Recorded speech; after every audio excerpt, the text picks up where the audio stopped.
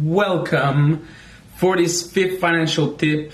In this one, we're going to talk about managing risk. Actually, we're going to talk about taking risk.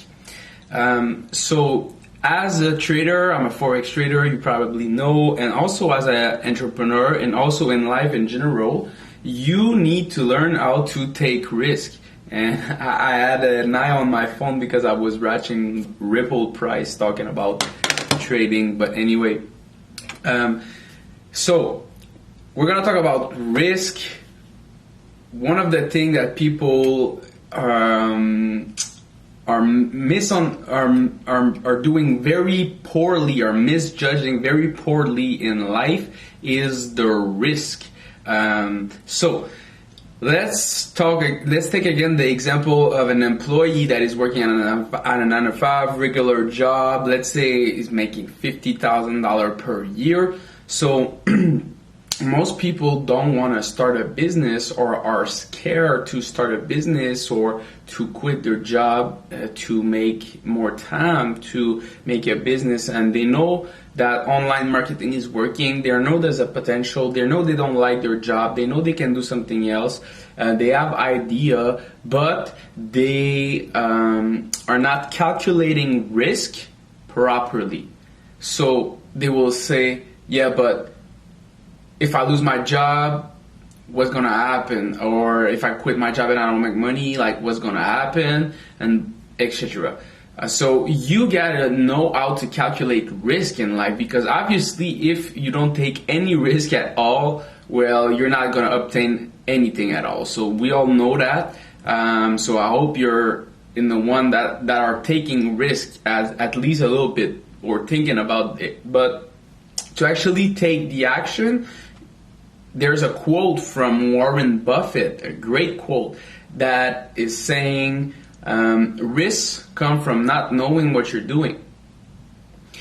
So risks come from not knowing what you're doing. So if you understand risk, you will understand that it's not just a two-dimensional result, right?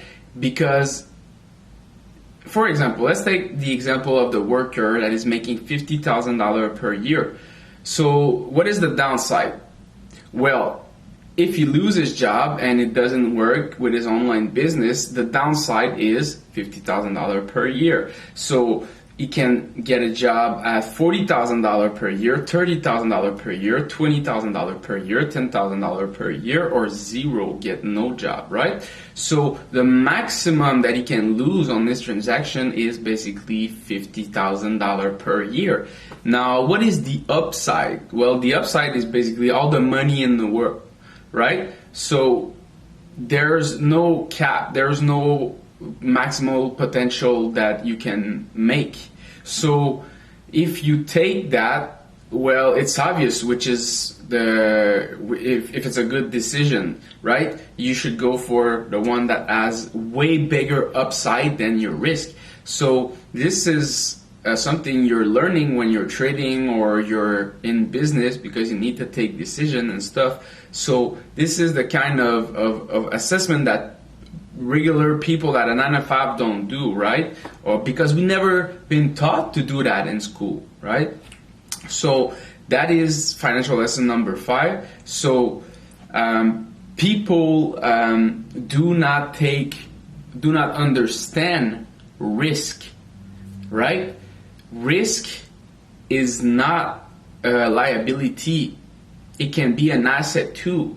For most people, it's a liability, and they cannot calculate risk properly, because if they have a bunch of liabilities, so they have a house, they have a car payment they need to make, etc., well, they cannot calculate properly the risk, because they're gonna see it as if they lose their $50,000 job per year, they're not gonna be able to pay their liabilities. As if you don't have any liabilities, you will make the judgment properly, and you will definitely understand that there's way more upside by quitting your job. And the real downside is not even $50,000 per year, because you're probably gonna get another job at somewhere around that.